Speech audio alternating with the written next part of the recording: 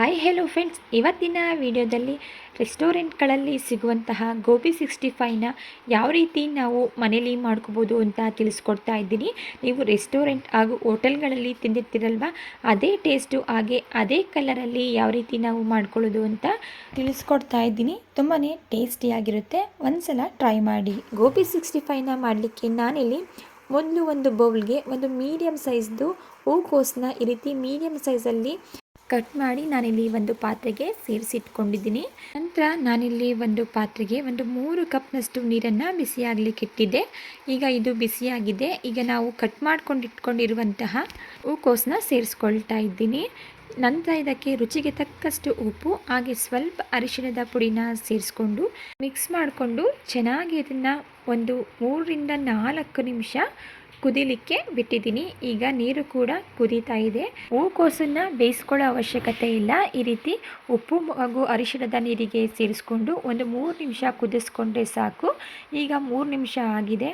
ಈಗ ನೀರಿಂದ ಈ ಹೂಕೋಸುಗಳನ್ನೆಲ್ಲ ಸಪ್ರೇಟ್ ಮಾಡಿ ಇಟ್ಕೊಳ್ತಾ ಇದ್ದೀನಿ. ನಂತರ ನಾನಿಲ್ಲಿ ಒಂದು ಬೌಲ್ ತೊಗೊಂಡಿದ್ದೀನಿ.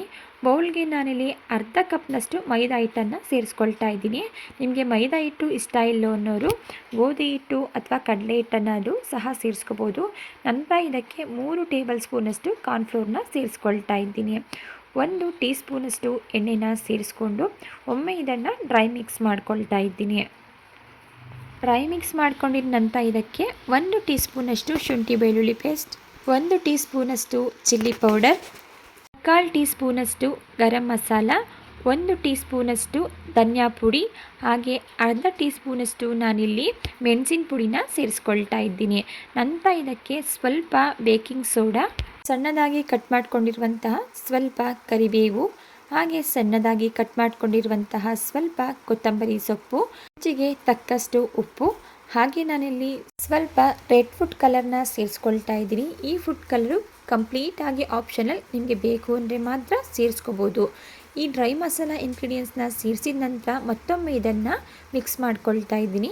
ಮಿಕ್ಸ್ ಮಾಡ್ಕೊಂಡಿದ ನಂತರ ಇದಕ್ಕೆ ಸ್ವಲ್ಪನೇ ನೀರನ್ನು ಸೇರಿಸ್ಕೊಂಡು ಇದನ್ನು ಮಿಕ್ಸ್ ಮಾಡ್ಕೊಳ್ತಾ ಇದ್ದೀನಿ. ನೋಡಿ ಯಾವ ರೀತಿ ಮಿಕ್ಸ್ ಮಾಡ್ಕೋಬೇಕು ಅಂತ ನಾನಿಲ್ಲಿ ತೋರಿಸ್ತೀನಿ.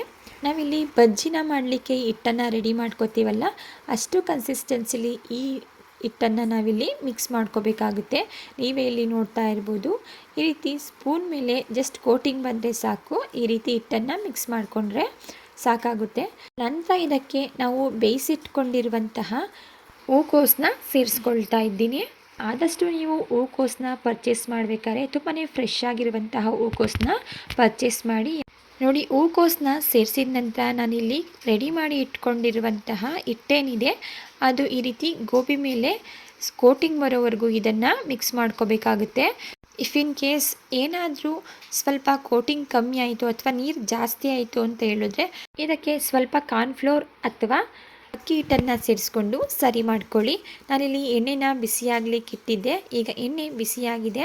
ಸೊ ನಾವು ಮಿಕ್ಸ್ ಮಾಡಿ ಇಟ್ಕೊಂಡಿರುವಂತಹ ಗೋಬಿ ಪೀಸಸ್ಗಳನ್ನ ಈ ರೀತಿ ಒಂದೊಂದಾಗಿ ಎಣ್ಣೆಗೆ ಸೇರಿಸ್ಕೊಳ್ತಾ ಇದ್ದೀನಿ.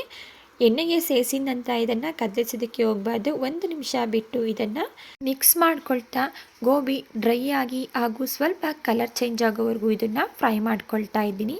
ಸ್ವಲ್ಪ ರೆಡ್ಡಿಶ್ ಆಗಿ ಬ್ರೌನ್ ಕಲರ್ ಬಂದರೆ ಸಾಕು. ಇದು ಕಂಪ್ಲೀಟ್ ಆಗಿ ಫ್ರೈ ಆಗಿದೆ ಅಂತ ಹೇಳಿ. ಹಾಗೆ ಇದನ್ನು ಮೀಡಿಯಮ್ ಫ್ಲೇಮಲ್ಲೇ ಫ್ರೈ ಮಾಡ್ಕೋಬೇಕಾಗುತ್ತೆ. ನೋಡಿ, ಈ ರೀತಿ ಕಲರ್ ಬಂದರೆ ಸಾಕು, ಗೋಬಿ ಪರ್ಫೆಕ್ಟಾಗಿ ಫ್ರೈ ಆಗಿದೆ ಅಂತೇಳಿ.